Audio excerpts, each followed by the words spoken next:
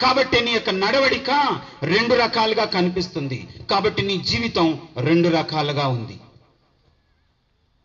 పాపమును అసహించుకోలేకపోతున్నావు. విడిచిపెట్టి వచ్చిన వాటిని తిరిగి మళ్ళీ జ్ఞాపకం చేసుకుంటున్నావు.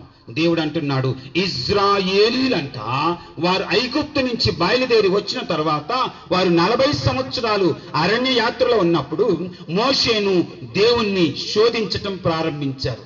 ఏమని శోధించారు? మోషే దగ్గరకు వచ్చి వాళ్ళు అంటున్నారు, మేము ఐగుప్తులో ఉండుంటే మాకు కీరకాయలు దొరుకుంటాయి, మేము ఐగుప్తులో ఉంటే మాకు మాంసం దొరికి ఉంటది, మేము ఐగుప్తులో ఉండుంటే మా పాపపు క్రియలు మాకు బాగా తృప్తినిచ్చుంటాయి. లోకం నుంచి వచ్చిన నీవు తిరిగి మళ్ళీ లోకంలో ఉన్న అపవిత్రాత్మను, అపవిత్రమైన కార్యాలను, అపవిత్రమైన తలంపులను, అపవిత్రమైన జీవితాన్ని తిరిగి మర్చిపోకుండా మళ్ళీ పదే నువ్వు జ్ఞాపకం చేసుకుంటున్నావు అంటే అర్థము, you are under the control of unclean spirit. అపవిత్రాత్మ కింద నువ్వు ఉన్నావు. ఎవరి కింద ఉన్నారండి?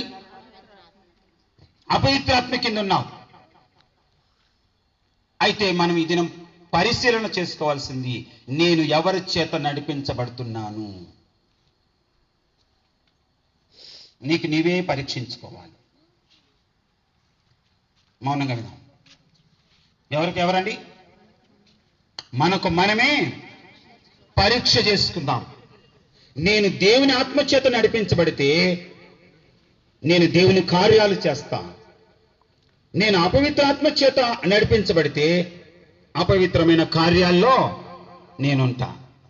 నేను అటు ఇటు ఉన్నానంటే దేవుని ఆత్మచేత నేను లేను.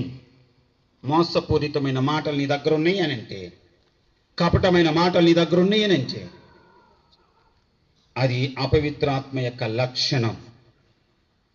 కాబట్టి యేసుప్రభువు వారు బోధించేటప్పుడు అధికారము కలిగిన వ్యక్తిగా ఆయన బోధిస్తూ ఉన్నాడు. చూద్దాం రండి, మత్తయి సువార్త 7వ అధ్యాయం 27, 28.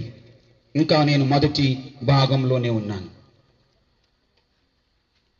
ఆయన ఆమెను చూచి, పిల్లలు మొదట తృప్తి పొందవలెను, పిల్లల రొట్టె తీసుకొని కుక్క పిల్లలకు వేయి. 7వ అధ్యాయం 27, 28.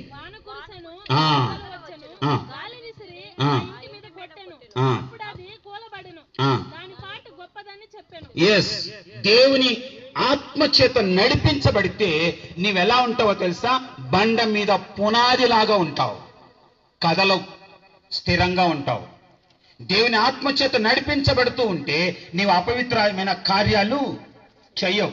దేవుని ఆత్మచేత నడిపించబడుతూ ఉంటే దేవునికి ఇష్టం వచ్చినట్టుగా బ్రతుకుతావు. నీ మాటలు యథార్థత ఉంటుంది, నీ జీవితం మారిపోతుంది. తిరిగి నీ విడిచిపెట్టిన పాపం దగ్గరికి వెళ్ళవు.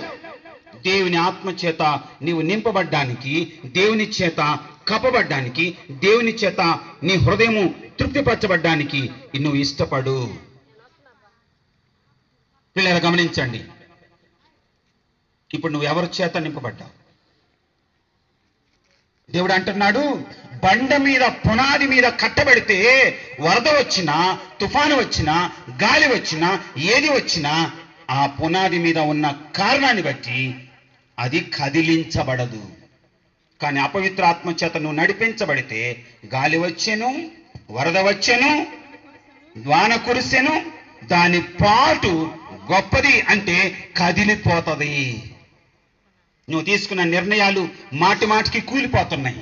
నువ్వు తీసుకున్న నిర్ణయాలు మాటి మాటికి పడిపోతున్నాయి. నేను దేవుని కోసం మంచిగా ఉండాలి, యేసయ్య కోసం మంచిగా ఉండాలి, నేను తిరిగి మళ్ళా నా బ్రతుకుని సరిదిద్దుకోవాలి, సరి చేసుకోవాలి అని అనుకుంటున్నావు, మళ్ళీ పడిపోతున్నావు అని అంటే కారణము నీవు అపవిత్రాత్మ చేత నడిపించబడుతున్నావు. నువ్వు కదలకుండా స్థిరంగా ఉండాలి అంటే ప్రతి దినము దేవునితో నువ్వు గడపాలి. నువ్వు స్థిరంగా ఉండాలి అంటే బండతో నువ్వు సంబంధము కలిగి ఉండాలి. అంటే అర్థము, బండ అని ఎవరిని అన్నాడో తెలుసా? పేతురుని అన్నాడు. ఏమన్నాడు తెలుసా? ఈ